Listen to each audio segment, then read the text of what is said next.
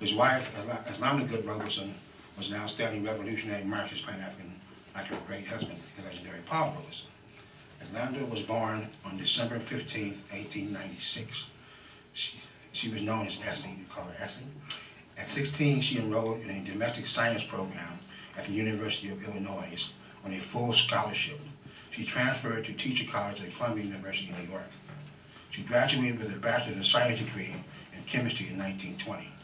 For a black person, that was kind of difficult to do. Yes, to even get into a school like that. It's difficult to do. And she married Paul Robeson in 1921.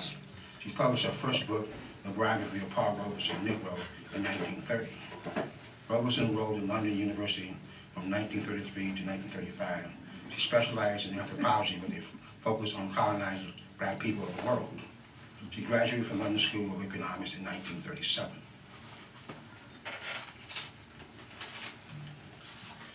She made her first trip to Africa in 1936. She traveled from Cape Town, South Africa to Cairo, Egypt. Atlanta wrote the book African Journey, which was published in 1945. Essie and Paul Robeson, socialist friend Pearl S. Buck, co-authored a book entitled An American Argument. Essie served on Paul Robeson's Council of African Affairs. She visited the Congo and she acknowledged the growing sympathy for socialism. The McCarthyism movement, engineered by arch-racist J. Edgar Hoover and conservative politician Joe McCarthy, built up anti-communist propaganda to bring up charges against many actors and entertainers for being socialist or communist. Paul Robeson and his wife, Atlanta Good Robeson, were investigated by the FBI on July 7, 1953. Atlanta was subpoenaed by the United States Senate and asked if she was a member of the Communist Party. Atlanta was not a party member, but she subscribed to the Daily Worker. She refused to give testimony. She accused the Senate committee of pursuing racially biased agenda. She said, "I am a Negro, and it is a very white committee. Her husband and her passport was revoked. Both Paul and Essie participated in organized campaigns against lynchings and segregation. They engaged themselves into the civil rights struggle. Even though she did not have a passport, she was able to participate with a group from the United Nations that traveled to Trinidad in the spring of 1958. She lectured on race relations in Africa and the United States and also visited Port-au-Prince in Jamaica. Her passport was restored because of a Supreme Court decision of June 16, 1958. This prohibited the FBI from revoking a passport by reason of a person having a communist affiliation. That was a Supreme Court law that was passed. As she traveled to the Soviet Union and she made a trip to Africa to attend a conference in Ghana, which she had attained independence. Robeson remained in the Soviet Union until 1963. She was diagnosed with breast cancer and returned home with Paul Robeson to the United States. Atlanta Good Robeson died on December 13, 1965. She was a great writer, anthropologist, and Marxist who fought against racism in the United States and imperialism in Africa and abroad. It's another great leader, one of my favorites from the 60s, Angela B. Davis, born on January 26, 1944 in Birmingham, Alabama. Angela Davis is well known for her radical Marxist activism in the 60s and early 70s. Her affluent African-American family moved north to Massachusetts when Angela grew older. She graduated from Brandeis University, where she studied philosophy, where she studied under the great Marxist socialist theorist Herbert Marcuse. Angela joined the Black Panthers while she was a graduate student at the University of California, San Diego in the late 1960s.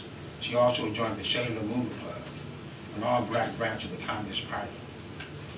Angela is a strong supporter of communism and believes that the only way that African American people can be liberated from capitalist racist oppression. Angela was devoted to the conceptualization of Marxist theory, where the means of production should be controlled by the state. Healthcare, education, and housing should also be controlled by the state, and everyone should have a job with a decent wage. Yeah. Right. This, comrade and friends, will lead to the erosion of class antagonisms. The dialectical process will eventually work its way out, and there will be a classless state. Angela supported the liberation of Soldat George Jackson.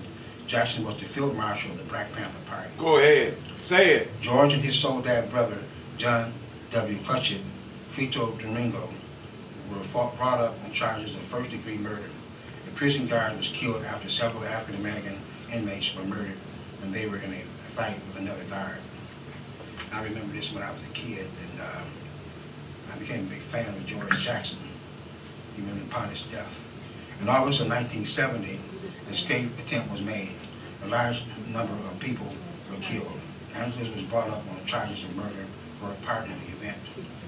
There were two evidences that fascists used as evidence at the trial. The guns used were registered to her. She was accused of being in love with George Jackson. She spent 18 months in jail. After a number of activists and the Black Panther Party organized a Lincoln Face campaign to free Angela Davis, she was acquitted in June of 1972.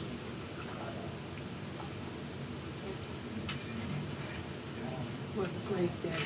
I remember that day. In the 1970s, Angela was targeted by COINTELPRO, which was created by arch-racist thug FBI Director J. Edgar Hoover.